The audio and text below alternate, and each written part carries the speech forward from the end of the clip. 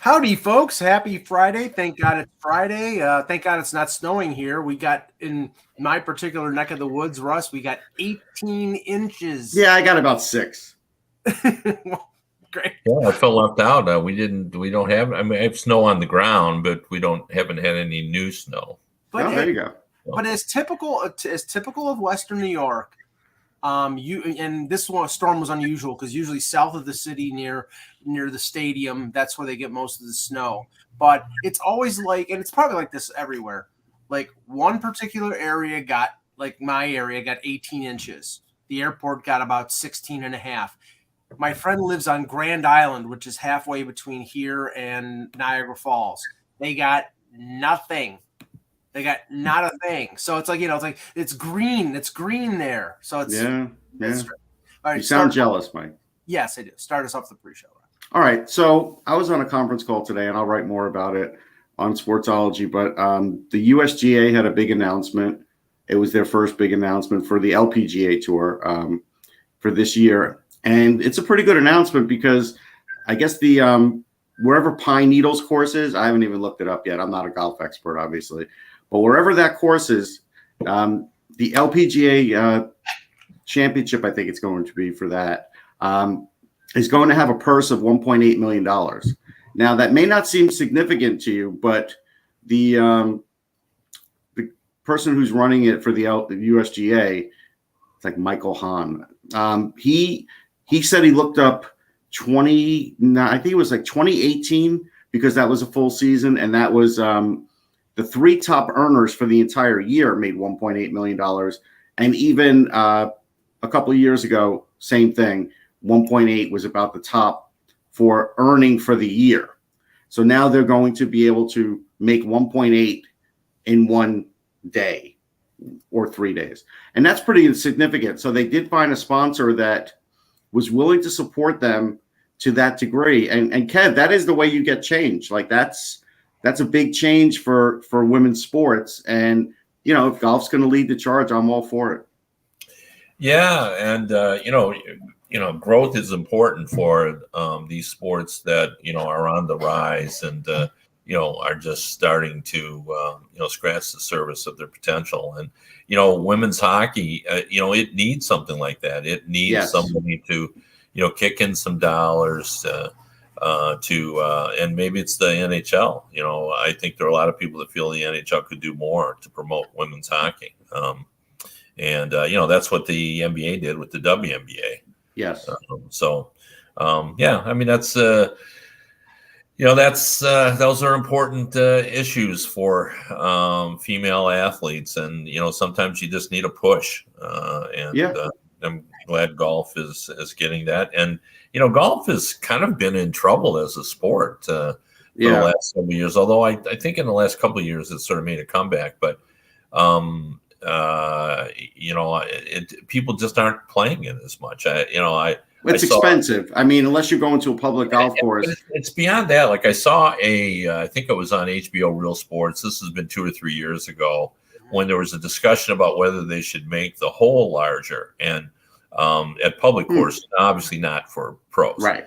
But the idea was, and believe it or not, Jack Nicklaus, who, is heavily involved in golf courses, was one of the proponents on here for this, saying, the problem is for the average golfer, it's a frustrating experience. Yeah. It's not a fun experience. Right. They come away and they feel, humbled. They didn't have a good time because they didn't have success. If you shot a 105, you say you're going to basically throw your clubs into the lake. Well, and that was the point that if they had more success, if you had a larger hole, so you could make longer putts and kind of save your rounds, and you'd end up feeling better about it. And then when the pros play, they go back to what we would call the traditional hole. And I actually listened to it, and it made a lot of sense to me. Now they haven't done that, but there has been, from what I understand, kind of a resurgence a little bit over the last couple of years. I wonder if did it coincide with Tiger Woods? Nope. Well, Nope. This was a standalone. Go ahead, Mike, and then I got. I was going to say is like you want to know how much golf is in trouble. Look at what happened a couple weeks ago with all the attention that was put towards Tiger and Charlie Woods playing in a father-son tournament. They were so desperate to hang on to the last vestiges of Tiger Woods' career, and I don't even know, is his son like 11 or 12? He's like 12, yeah. Yeah, okay, it's an interesting note, but they were like, no, it's more than that. I watched that, and it was really fascinating. To see this child who has a swing exactly like his dad, and it was interesting. A lot of people who aren't golf fans, kind of tuned in, and I saw this week John Daly talking about the kid, and I guess he's going to be kind of an interesting character that we're going to be able to watch, and I thought it was terrific, and to get Tiger Woods out and playing again. But I don't know, I disagree, Russ. I think that the loss of interest in golf did have a lot to do with Tiger Woods not being competitive for a while there after when he started getting injuries. Okay. I guess that's something. The other thing I was going to mention is in their video presentation, I found it kind of interesting. I don't know if a lot of people would have picked up on it, but they showed a lot of Babe Dietrichson, Zaharias, and the only reason I know a lot about her is because my dad told me, and of course we watched movies and stuff about her. But at the time, like my dad was, probably a kid or a teenager, and she was one of the best athletes in the world. Period.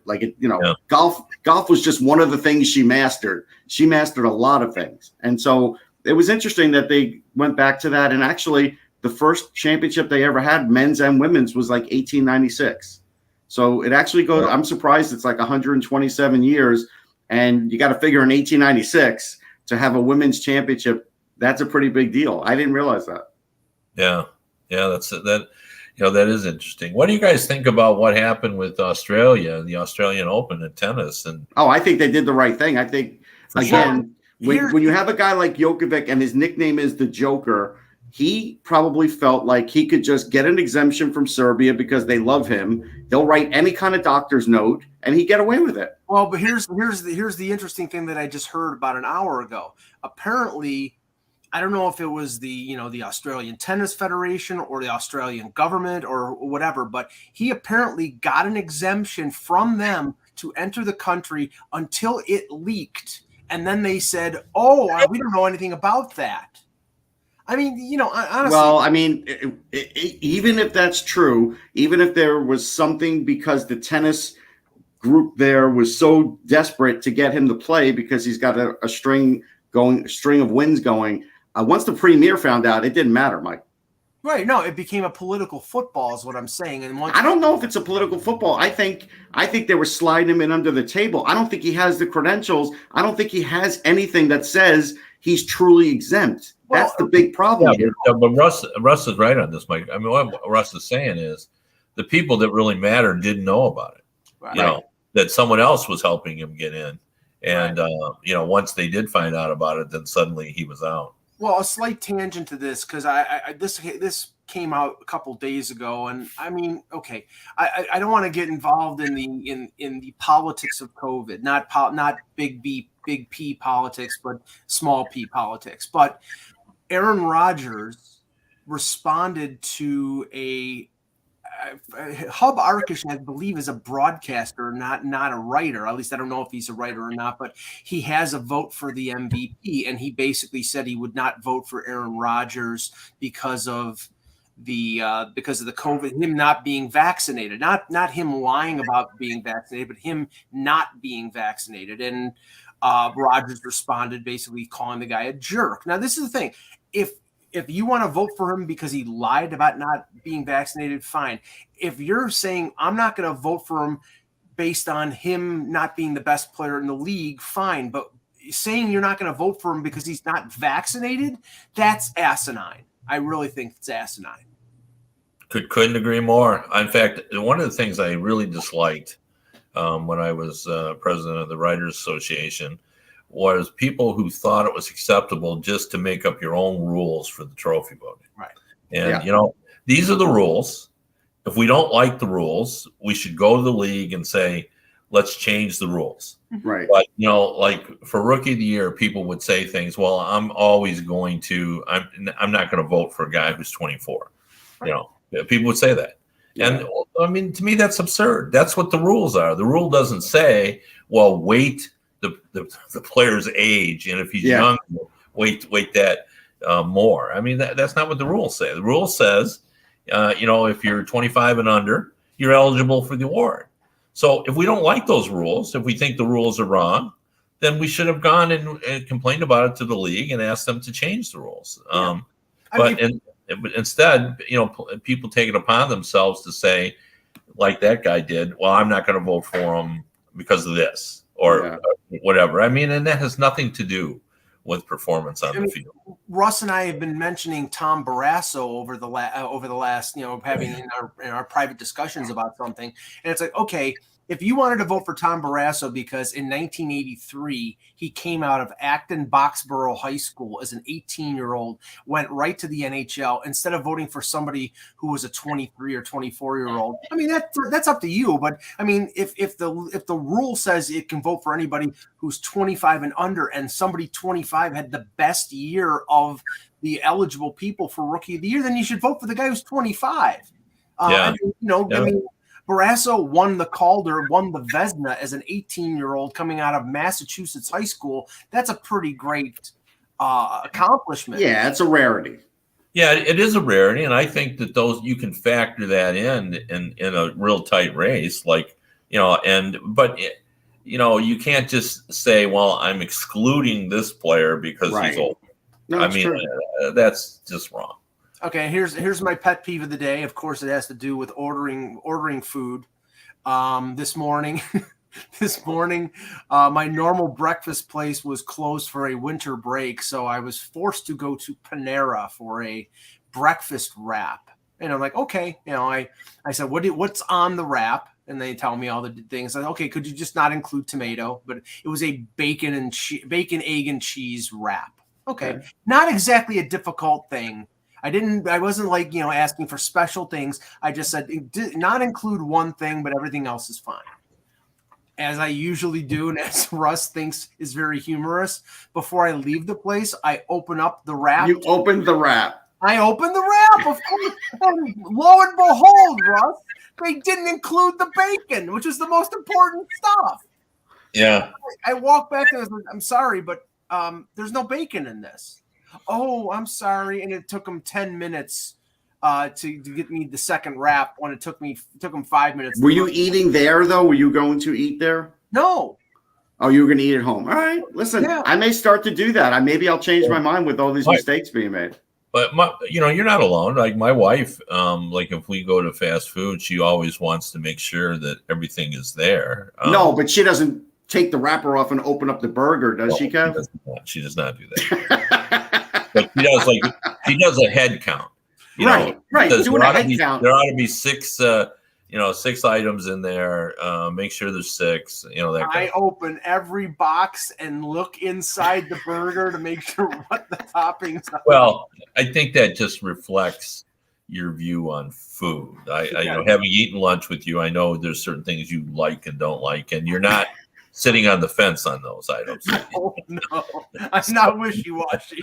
No, it's either yes or no. If it's on there. My grandkids don't like certain things on pizza, but they just pick them off. You know what I mean? Right. So I don't see you as being that kind of guy. Yeah, no, if the anchovies are on there, I'm not eating the pizza.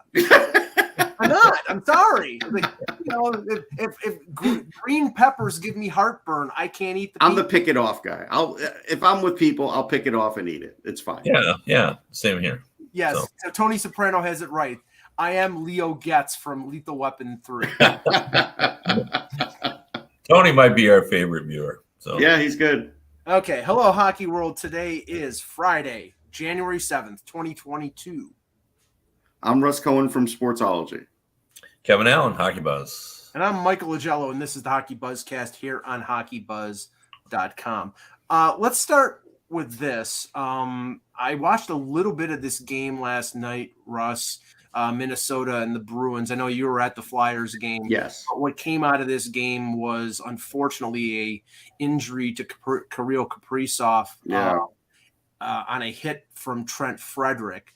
I watched the hit. It unfortunately, Kaprizov had been hit previous to the hit and was sort of off balance and then got slammed into the board. So I don't know whether Frederick was like being predatory. It ended up being that. Yeah, he's usually not, but he hits like a ton of bricks. He does. Right. He's a big kid. And now, I mean, for a team, Kev, that, we talked about a couple days ago when Eck was on the show about a team that might be a contender.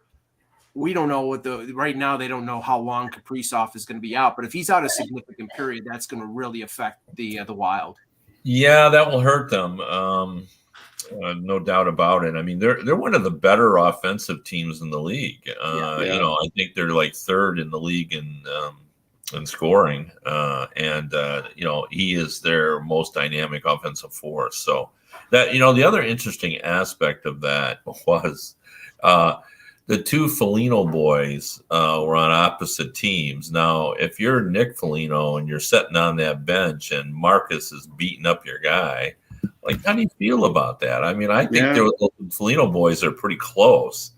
Yeah, but you could always find some hatred deep down for a brother. Mike knows this. I know this. And I would have no problem beating up my brother and then, talking to him after. I don't hate my brother. I mean, I can't speak to that with any authority. Mike can. Mike, listen, it's not about hating your brother. It's about, for that moment, would you beat the tar out of your brother if it's your job? Yes, you would. You would. I don't think so. Yeah, But no, I'm pretty sure that they fought back in the day, like when Nick was in Ottawa and Marcus was in Buffalo. I think they did fight. I don't know about the Tkachuk brothers. They're pretty close. I don't think. Yeah, they're real close. That whole family is tight, including the sister, who's a great athlete, by the way. I do think the Tkachuks would fight, though. I do. Well, I don't know. I'd like the Sutters sure would have. Those guys wouldn't even have dinner when they were in the same city. I'd be surprised if Brian and Daryl didn't fight because Daryl was with Chicago and Brian was with St. Louis. They were I don't think they did. I don't think they did. They were the closest thing to the Hanson brothers, but they had offensive talent that I'd seen in this league because they didn't care about anything. Mm-hmm. Yeah, I remember trying to do a story early in my USA Today career about the Sutters and they basically said we're in the same city. If it's during the season, we don't communicate. Right. So that, I remember Brian saying that's what the off season is for. So, but they didn't do that.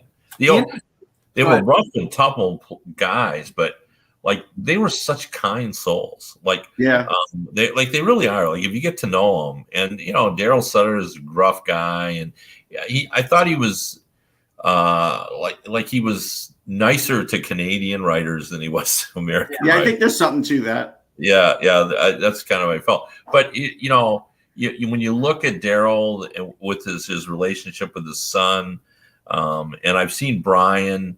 There was a homeless guy taking $20 out of his wallet and throwing it in, giving the guy $20. I don't know. I've always liked them, even though they weren't always easy to deal with. No. They were always challenging you as a writer and that kind of stuff. But I don't mind that as long as it's not over the top. I always found it interesting that because like I said. Brian was the first. He was with St. Louis, and he was the toughest of the six. Daryl was more of a skill player. He was tough too, but he was more of a skill player with Chicago than Brian. Brian was on that big line with Bernie Federico and Wayne Babbage back in the 70s. Daryl played, I believe, with Troy Murray and with Chicago.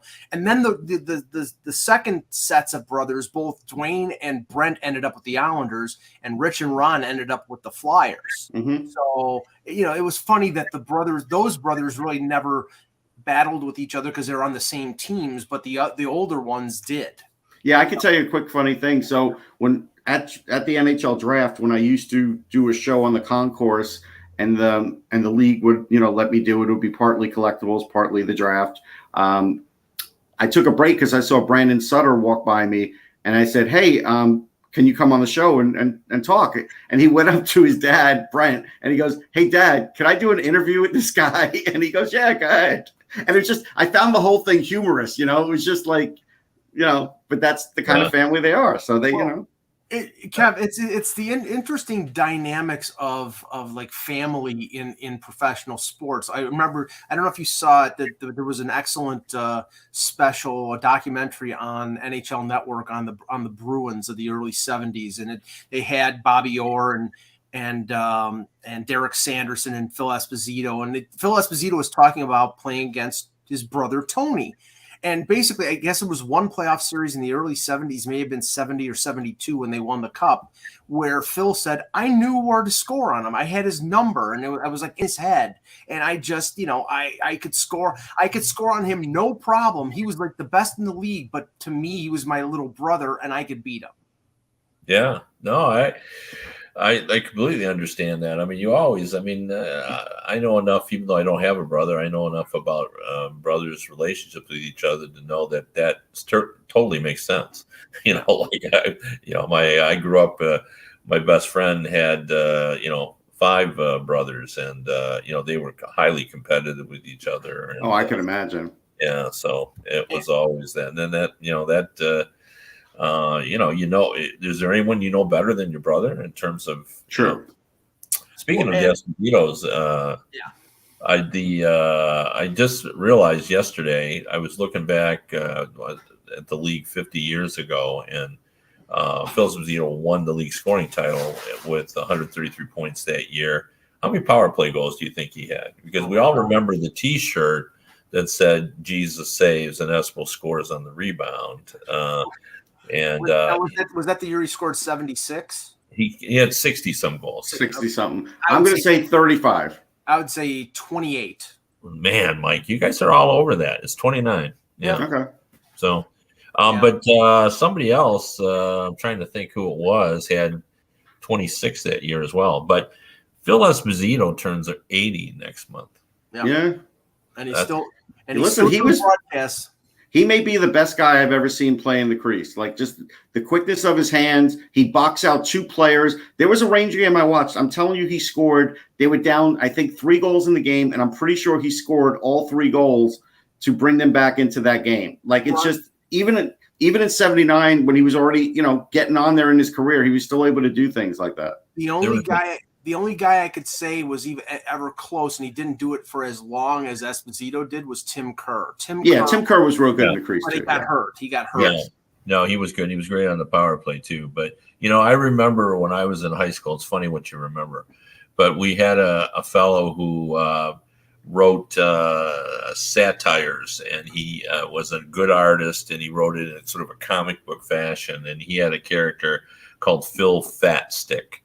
And his hockey stick had this huge blade on it, and then he would score all these goals. And I thought it was a fair representation of the way Phil Esposito looked when he was on the ice. Like, it looked like he could just, whatever rebound he could get to it. He just had incredible ability to sense where rebounds were going, and how he could get a stick on them. Like, he was so good in the slot area. And Russ, it's funny because I think it was 86, because it was his second year in the league. The Leafs made the playoffs. They won in the first round, and they played Detroit in the second round. And Joey Kocur is the first cousin of Wendell Clark. So I think it was Jacques Demers. Jacques Demers matched up Joey Kocur against Wendell, and because he knew he knew Wendell would not fight his cousin, and it pretty much neutralized Wendell. I mean, wow. Because Wendell would just beat the crap out of the guy who would be against him, and he would intimidate them. He wouldn't intimidate Joey Kocur because Joey Kocur knew him. Although it's hard to intimidate Joey Kocur. Like, let's get that out of the way too. True, but he knew that he wouldn't drop the gloves with his cousin. Yeah, so, it's interesting about Joey Kocur, and obviously he was in Detroit, and I got to know him a little bit, and I also talked to a lot of guys who fought all the heavyweights, and most of them say that Joey Kocur was among the scariest they ever fought. No question, because he had a terrific punch, like he had a knockout punch, and he had enthusiasm for the project. Oh, Like yeah. Bob Probert was a reluctant fighter. Right. Like it took Bob two. Oh, I don't know three- how reluctant he was against Ty Domi, the game I was at, Kev. You probably watched it on TV, or maybe you were at the Garden where For they sure, had the multiple fights. But Russ, I'm talking big picture here. Oh, okay. I mean, obviously Bob Probert could get into fights and had fights, but I mean, he was. I saw a lot of his fights, and often it took him 4 or 5 punches to get into a battle. And once he did, of course, then he became Bob Probert. Right. But Joey, he was into it immediately. He enjoyed it. Yeah, he did. It was part of who he was and everything else. And that doesn't mean that he was a better fighter than Probert, because as Russ pointed out, Probert had some memory. The scariest fight was not even close, was not Domi Probert. It was Link Getz. Link Getz. That bordered on, like, you thought somebody was going to be charged with murder one after it was over. Link Getz was legit crazy. He was. Yeah, no, and it was scary. It was a very scary fight that those two had, and they fought multiple times, I think. But see, this is why I used to like Nick Fotiu, because back in the day when the Flyers really were beating the snot out of the Rangers, and then the Rangers get Nick Fotiu, and he was a Gold Gloves boxer, he would legitimately box these guys, and it would throw them off because he knew how to box. So yeah, they'd try and grab his jersey, and he wouldn't do that right away. He'd be throwing punches first, and he won a fair amount of fights because of having that knowledge. And the guy in Buffalo who was like that was Larry Playfair. Larry Playfair was, I mean, I think he was one of the best fighters in the league, but I don't know how much he wanted to be that guy, but he was just that guy. He was a big, tough guy, and they needed him to sort of keep the flies off of the skill guys like Perro and Danny Gare and Rick Martin. So that was his job.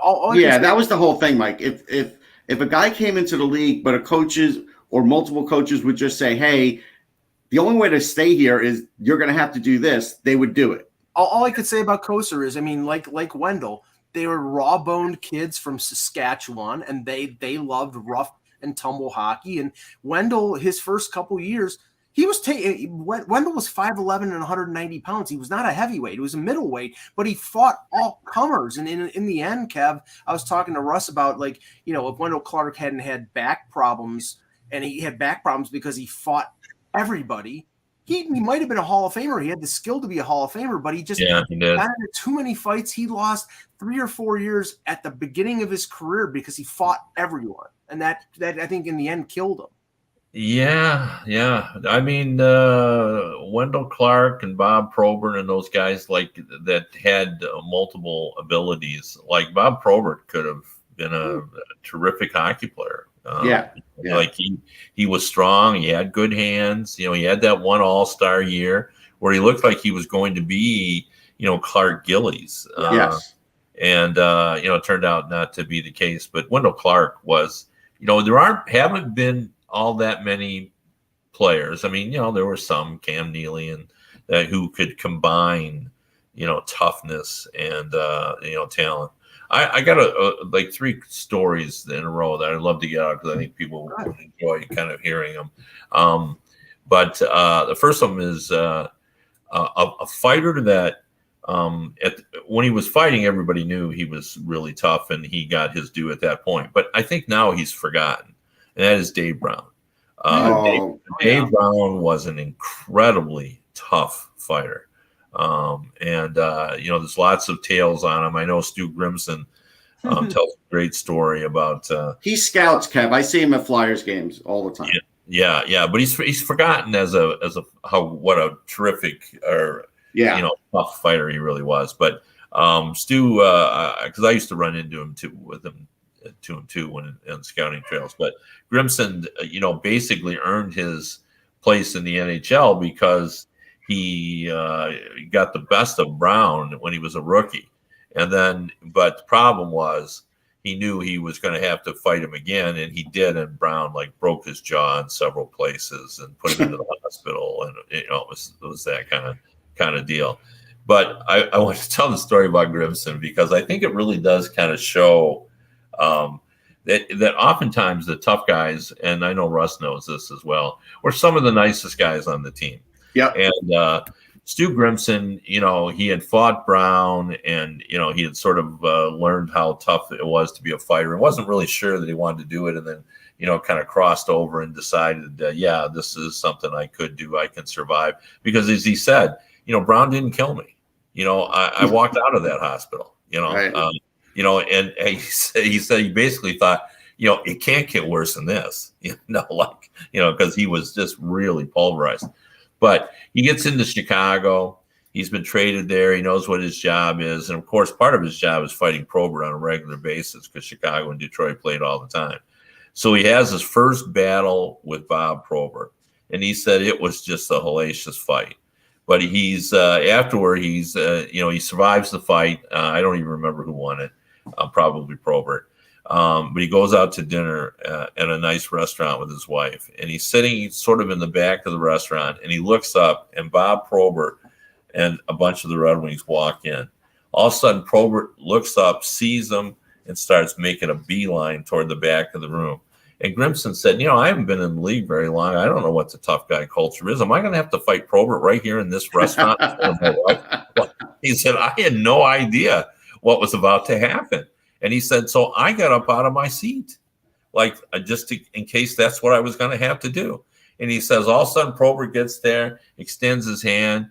And he said, hey, Stewie, pretty good scrap tonight, eh? and he said, he shook my hand, and I said, sure was, Bob. And he said, we were like friends. Like we fought, but if I ran into him in the off season, we were pals. And, he said, when I learned he died so young, I was just so devastated by that, because he really was a really nice guy. So the inside culture on this is good, because the only thing I can tell you on that is when I did my first book, Ranger Greats, with John Halligan, I had this long interview with Dave the Hammer Schultz. So afterwards, I called John, and John was the Ranger PR director for 35 years, worked with the NHL too. I'm sure Kevin knew him. And so I get done with this great interview with Dave the Hammer Schultz, a guy who I hated as a Ranger fan, and Ranger fans around the world hated him. And I said, hey, John, I got to tell you, he was the nicest guy in the world. This was a great interview. Like, this is going to be great for the book. And he goes, yeah, he's a regular effing choir boy now, isn't he? Yeah, well, he does sing a different tune now about fighting and everything else. One more story about Joey Kosher. When the Rangers won, that was early in the process when the players started to get the cup. I think the first time they got the cup was when the Devils had won. I think that's right. And then after that's when they started getting their day with the cup. Well, when he got the cup, he being Kosher in Michigan here where he lives, it was in two pieces. So he had the cup, and so Kosher, who is a real smart guy, he knew that you need to get some silver soldering done on it. So he took it and got that done. It had it tacked back on. Wow. But even to this day, he will not say who had that cup before he did. Right. So he could have ratted the guy out, but he didn't. He just said, I fixed it. And, obviously they did major repairs to it once it got back in. But, he put it together so the rest of the people could do it. Yeah, I'm going to say we're always going to think it's the volatile personalities, but I'm going to say it's like the quiet ones that had rage at times on the ice. I'm going to say it was Doug Litster. That's all I'm going to say it was. Yeah, I have no idea. But it's not like I think Kosher used it as a bait bucket. He took it out fishing, and then I think he, as I recall, I think he went water skiing with it as well. Wow! So I'm sure the people who ate cereal out of it didn't want to hear that use it as a bait holder. Yeah, bait. Yeah, I'm not even sure bait is the worst thing that's been in there. Oh yeah. I can just imagine, Cap. Yeah. Now, and Russ, the one thing I always, whenever I remember Dave Brown, I remember him cross-checking Thomas Sandstrom and breaking his jaw. Was that in the playoff series, or was that in the regular season game? I think regular season. But I got to tell you, you see Dave Brown now. He's still a menacing-looking guy, but he is a nice guy. but he's still menacing looking. Oh, he's big. He's so big. Yeah, like he is huge. Now, Russ, you were at the Flyers game last night. The Penguins did a number on them. I don't know if I would go as far as our buddy Jeff Merrick, who said he thinks that the Flyers are done, but it's getting to honestly, there is a separation between Pittsburgh and Boston and the rest of the teams in the East, and that's why I continue to say I think that the team like the Islanders, who are so far behind are done. It's over. But but what about that game last night? I mean, Philly's got problems. Post game, Mike Yeo said this, and I'll just give you part of the quote. "We were missing some guys. How do you compensate for that? Well, you up your compete level." And obviously, he didn't think that they did that. And I will tell you this. The Penguins were smart in this game. Mike Sullivan did something that I thought was brilliant. They knew they were coming off a back-to-back. Even though the Flyers were playing a lot of young guys, they still have young legs, right? So you figure the Flyers maybe could skate them, into the ground the first couple of minutes and maybe do some damage. But what they did was they decided to own the puck for the first half of the first period, did all kinds of stretch passes, took it halfway, center ice, passed it back, had as much puck possession as they could, made the Flyers skate twice the amount of the rink that they did, and it neutralized things pretty quickly. And the problem with the Flyers was, yes, you're down a lot of guys, but I still didn't like the top pairing that they had. They put Mike York on the top pairing. That made no sense. Mike York. Cam York. Mike York I used to like. I still see him around too because I think he's a Red Wing scout. But anyhow, Cam York is on the top pairing. That I didn't like that. There were some things that other players I felt like they could have had in there and they didn't. But at the end of the day, you are not going to outwork that Penguins team. You're not going to outwork them and you're not going to outskate them. You could have more talent than them. And if their top line isn't going the way it is now, or Evan Rodriguez isn't completely on fire, you definitely could beat them. But at the end of the day, that team right now is poised to upset some other teams in this league based on the way they feel when they're on the ice and the confidence they have. And Crosby coming back really brought that to them.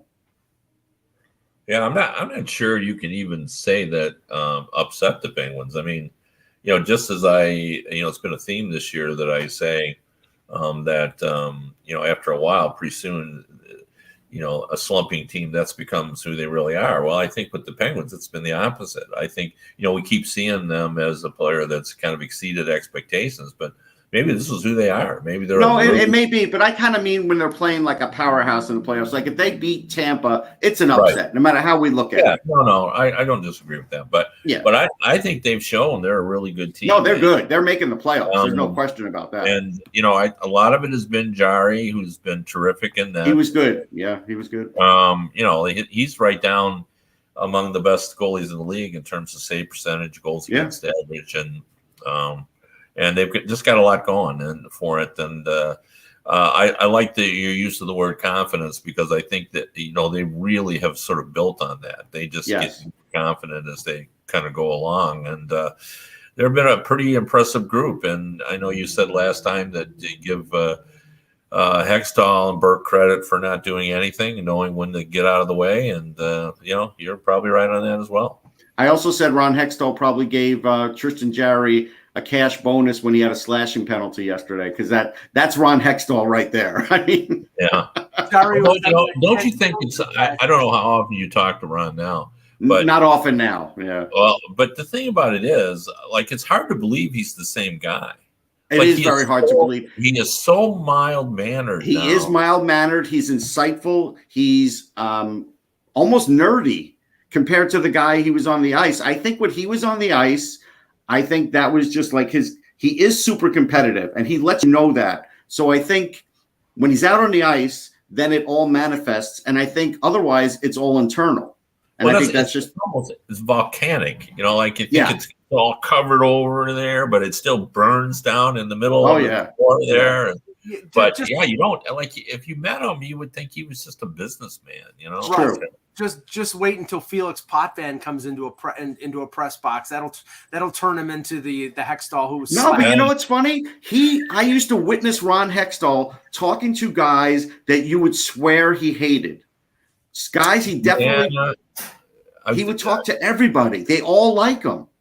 Yeah, like I remember they showed him and Chelios were in the press box together, and sitting next to each other and laughing together, and I mean, he's got a good sense of humor too. Like we had him on an AM show that I used to do, and we saw him the next day at the rink, and the host of the show said, "Hey, Ron, this is Russ, the other guy who we was on the interview with you, and he used to boo you from the blue seats at the Garden." And Ron said, "That's great," and he laughed. He enjoyed that. I remember at USA Today we had a picture of that Ron holding his stick up like he was wielding an axe, like it was the perfect pose, and that was sort of symbolic of who he was. Like he just dared you to come anywhere near his crease. I mean, honestly, him or Billy Smith, they were the most menacing guys with the stick. Well, the Kent Nielsen thing was that was in the Cup final, wasn't it, Russ? Yeah. Yes. Yeah. So I mean that, and I'm pleased. Yeah, Hextall just willed the Flyers into that Game 7 in '87. Question. It's still one of my all-time favorite finals. Because we had seats in the press box in the Spectrum that were just like pretty much ice level. You were like 10 rows up, and then you'd go to Northlands Coliseum, and you were high, but you kind of an overhang looking down, and you could just see every play developing. I remember watching kind of an Anderson, Nielsen, Messier goal in that Game 7, and when Anderson and Messier hit the blue line, they were at about Mach 3. They were just flying down that ice, and you just saw it so well from up there. So I'll tell you, still, Kev, one of the most hated guys still in Philly, and I've not recalled ever seeing him in Philly outside of his playing days, is Darren McCarty. Because of the goal he got in '97, they hate him. Yeah. Well, the thing about that is, I did Darren's book with him, and he talks about that's the only move he's ever made in his life. He just. He made a move, and he just was so surprised that it worked, and he went around. Who was it? Nienema? Who was it? Probably Yanni Nienema. That sounds right. Yeah. So anyway, I think he went around. He went around him, and then he was in, and he scored, and he's still completely hated here. Like fans do not like him. Well, you mentioned his name. The other weird thing about that is there was a fan along the glass that actually captured that entire goal. He had a camera and shot it. Wow. He actually got the photo to Darren. So he actually has him like breaking in and fuck, it's incredible. But the fact that's great. Yeah, that he was able to do that. But it was a pretty incredible it might be the best moment of his career, although some might argue it was what he did with Claude Lemieux. Now, just to mention this, the rich get richer. The Lightning get Nikita Kucherov back, and they win over Calgary 4-1. Now Point is back, Kucherov is back, everybody is back. They lost Riley Nash on waivers to Arizona, but Kev, they've played the most games in the East. They played 36 games. But they're the best team in the East, and now they're completely healthy. I mean, they're just scary. Yeah, and we're still waiting for Julien Brisebois to do what he does, and I just can't wait to see who he gets. I think he's going to get somebody big. I do. I really believe that. Speaking of that, and not that this is a segue to say that Tampa's going to get Evander Kane, but I just read that. Evander Kane had a pretty rough go, or at least someone has reported he's had a pretty rough go with COVID. Oh, I didn't know that. Yeah, he's had that. Apparently, he's been out longer than the 10 days because he's not feeling well. So now, Kev, you mentioned a couple off the ice things or scheduling things. You mentioned to us a couple days ago that what you were hearing was that Team USA was going to be more college laden than people had thought. And Frank Cervalli and Chris Peters came out with the list yesterday. And, there were a few KHLers like Kenny Agostino and Andy Milley and a few others. But it was Beniers, Noah Cates, Matthew Nyes, the Leaf draft pick, Ben Myers, Nathan Smith, Brock Faber. I mean, there's 8, 9. There's some big names there. Yeah, 8, 9 college players. Yeah, they do expect to have 15 or 16 college players. Wow. When they're said and done. And Jake Sanderson, was he on that list? Yes, he was. Jake Sanderson's amazing. He's great. They expect him to be, on their top pairing, and getting Beniers out of Michigan was big as well. And of course, Canada's getting Owen Power, and I hear Johnson maybe. So, wow. So Michigan is fully signed off. Apparently, that was not an issue. I was told. I'm shocked. I'm still shocked. Yeah, because the guy made a good point to me. This is college hockey. These kids are young kids. How can you say no to them? You're not going to take away their playoffs, but it's going to be disrupted for the team. So Faber. It's funny. Faber and Sanderson were two of the better defensemen in the World Juniors. Period. For the short period of time that was there, Power was one of them too. So we are going to get a mix of like the best of the World Juniors and some other guys and some old guys. Well, and could that be the factor, Russ? They only missed about what? I mean, they were in Edmonton and Red Deer from December the 15th, and the World Junior ended before New Year's Eve, so they weren't going to be there for the full 3.5 weeks. That's a fair point, and maybe they didn't miss as much schooling for that. I didn't take that into account, and then maybe they were able to catch up with school. So that's a fair point, because like Kevin will tell you, and I know Marty Turco told me this for my college book, they go to school in Michigan. They don't. It's not implied. Right. It's not like going to football at Miami of Florida in the 80s or 90s. I was speaking of that in kind of a funny moment. The Blackhawks started to train at Notre Dame. I don't know if they still do. I've kind of lost track of that. But and I went there to do a story, and it was the first year they were there, and I was in the dressing room, and I don't remember who said it, but they were talking about taking a tour of Notre Dame, and one of the guys yelled over as Duncan Keith was kind of talking to some media about it and said, "Yeah," I said, "we took a tour and we all showed Duncan Keith what a classroom looked like, because he had never seen one when he was." Ooh, wow. Burn. Now the other thing, and we talked extensively about how the Islanders' 13-game road trip at the beginning of the year, because of the lack of availability of the UBS Arena, how that affected. Now they were over 500, but then they had all these buildup of all these home games, and then then COVID hit and really has wrecked their season. Well, you could have that times 6 or 7, Kev, with what's going on with the Canadian teams. Now, right now, Manitoba, Quebec, Ontario, no fans whatsoever. The NHL, understandably, and the teams themselves, understandably, are saying, okay, move the games in January out of Canada, flip, like Toronto flip-flopped a game with the Islanders. It was supposed to be in late January. They flip-flopped home games now, so now that game is going to be in April. Manitoba, according to Elliot Friedman yesterday, they were exploring the possibility of playing games in Saskatoon. I guess that's fallen through. But now these teams like Toronto and some of the other Canadian teams, they're going to be – Toronto's got one more home game the rest of January. That's going to be a tough road to hoe. It will be, and, everyone's just trying to try to find creative solutions and trying to do the best they can. And, I've been talking to one of the same people about this, and he keeps making things. He said, you got to look at this differently, that, you can't look for solutions based on the way we always did business. We have to find solutions that are different, because this is such an odd season. And I think that's what they're trying to do. That's why they're trying to delay it. But what happens if Canada, these Canadian provinces say, well, we're going to extend this? It isn't just January. What if it's into February?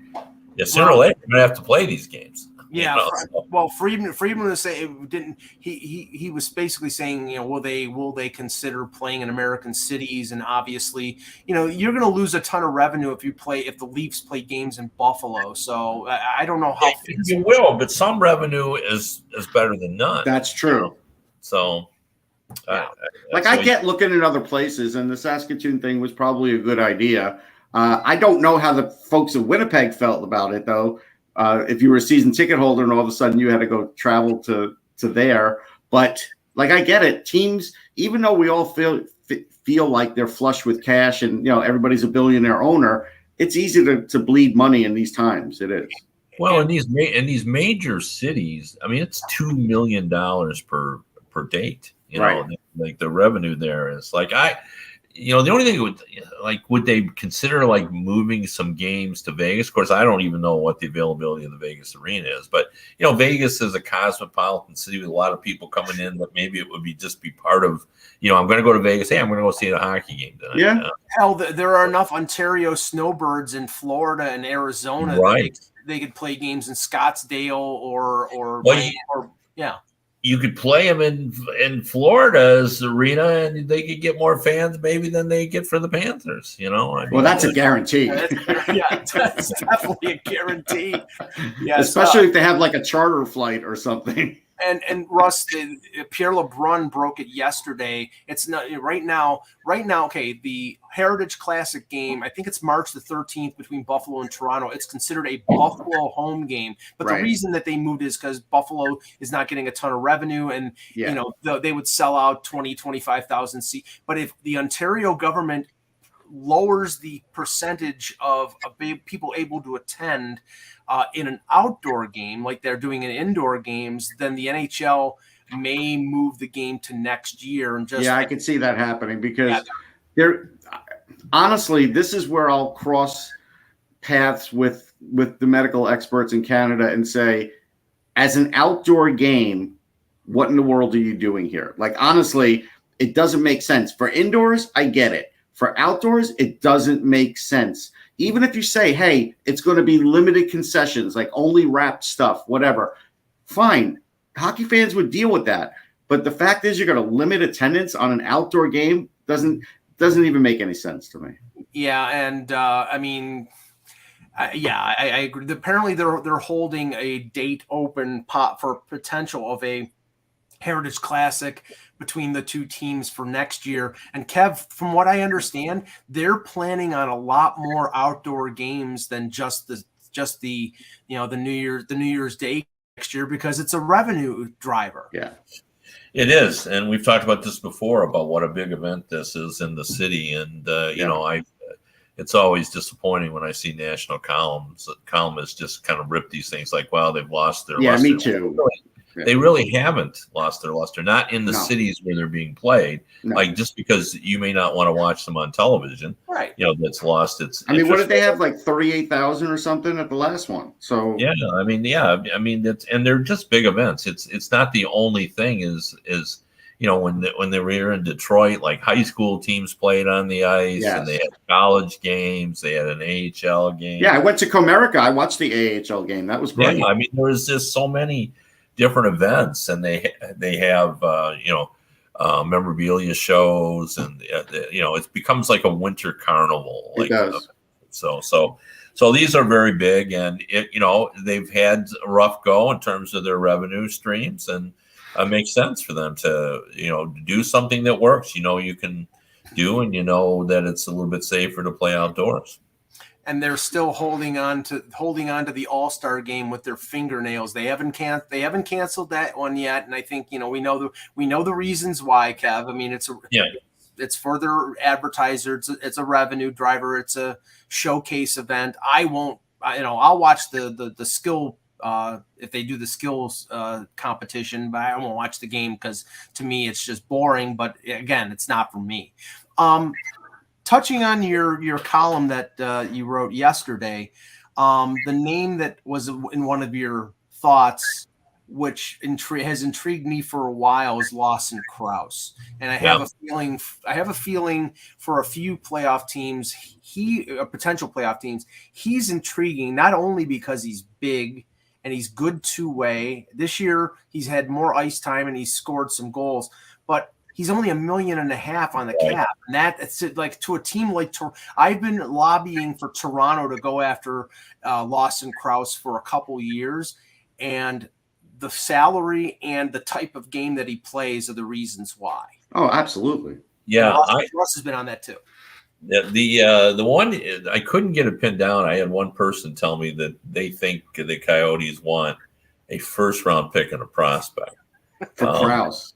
For Krause. They won't get that. They won't get that. No, I don't think they'll get that either. But I also didn't want to put it in there because I just had it from one person. I really would like to.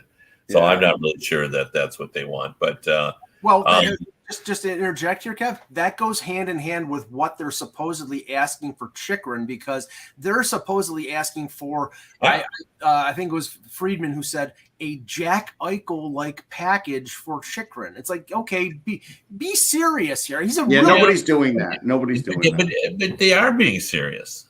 I mean, Chychrun is a $4 million defenseman for 4 years, 4.6. Yeah. 4 years. I mean, he has an attractive situation. Because he does have the injury bug too, though. You have to consider that. I mean, you can factor that in, but I think I wrote about it with. If you're Boston, like, would you offer a first, second round pick and DeBrusk? A first, a second, and DeBrusk? I'd do it. Yeah, I would do that. Yeah, especially since DeBrusk is somebody who wants out, and they don't particularly like where he is. Yeah, that's like that's a done deal. You're right. Yeah. I mean, and that's not far removed from a Jack Eichel offer. No, not too far, but we did now. All you'd have to do is add another player to it, and you'd have an Eichel package. So I don't know. I didn't think it was far-fetched. I understand why they think that way. He's 23 years old. He's got 4 years guaranteed at $4.6 million, which is under what we normally pay a defenseman of his ilk. He's going to be a top pairing guy for you. Like, imagine Boston gets him, and with McAvoy, they're set for a while there with that, with their group. But here's the question that needs to be answered about all this is, why is Arizona trading Chychrun? Yeah, that's the crazy part. They won't much left. Yeah. Well, what you're rebuilding. Well, who are you rebuilding with? Like, those are guys you want to get. Like, young. He's got tied up for 4 years. He's reasonably priced. That means they're going to trade Keller too. If you're doing that.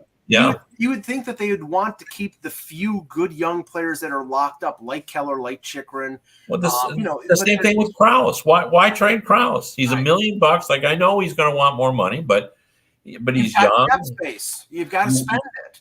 Yeah, and you win with guys like Krause. So honestly, I don't think they even know what their strategy is. I think they literally just look at every case on a case-by-case basis, but they don't look at the total team building part of it. I don't think they look at it. No. Yeah, that's funny.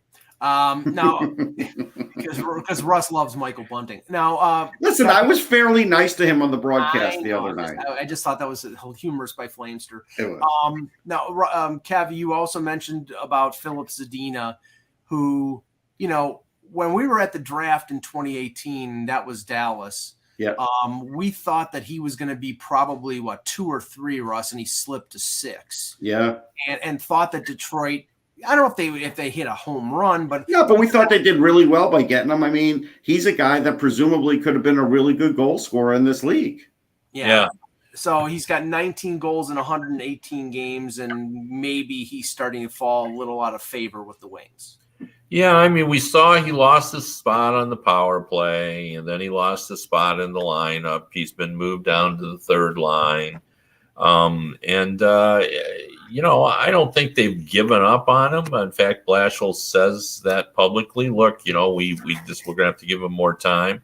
But, he's had a sit down with him where he basically said, you've got to stop worrying about scoring, because they think he's just so worried about trying to score that he can't do it. And you've got to just concentrate on being a winning hockey player, because he's he was, for the longest time, he was second on the team on shots on goal, but he's got no goals. Like he has Yeah. one of the lowest scoring percentages. And he just can't seem to get like in this 9-game goal drought that he's on now, he's minus 12, and that's a legitimate minus 12. Yeah. I mean, he's been minus in every game. He's not had a single game there where I think he's only had one assist during that time as well. So I think they haven't given up on him, but I could see like this summer. I know they want to go out and look for what we'll call a middle-aged defenseman in that 25 to 27 year range, and they want a guy who's proven that. And because I think they're going to try to bring Edmondson into the team next year, but it may not be at the start of the year, but maybe at the end of the year. And they want to have that guy there and with Sider, and so maybe Zadina becomes part of the package that goes for that guy if they're going to have to acquire him. So you think it's trade more than free agent signing, Kev?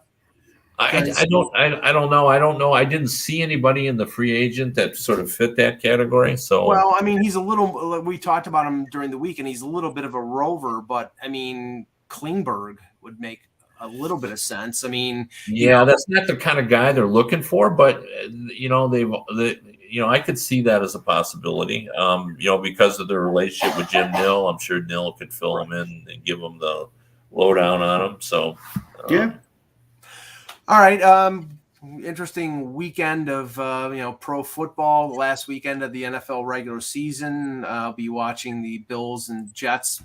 Russ, I'm sure the weather can. This is the thing. If the weather conditions continue like they are, the Jets have a chance because the Bills want it no big wind so they can throw the ball and let Zach Wilson throw the ball. If it's a run and stop the run type game, the Jets have a chance to win. Yeah, I would say that's probably true. It depends on Michael Carter if he's healthy. We'll see. But all right, great show, guys. We will be back on Monday with another edition of the Hockey Buzzcast. For Kevin Allen, for Russ Cohen, I'm Michael Agello. Thank you for watching, and remember, without the buzz, it's just hockey.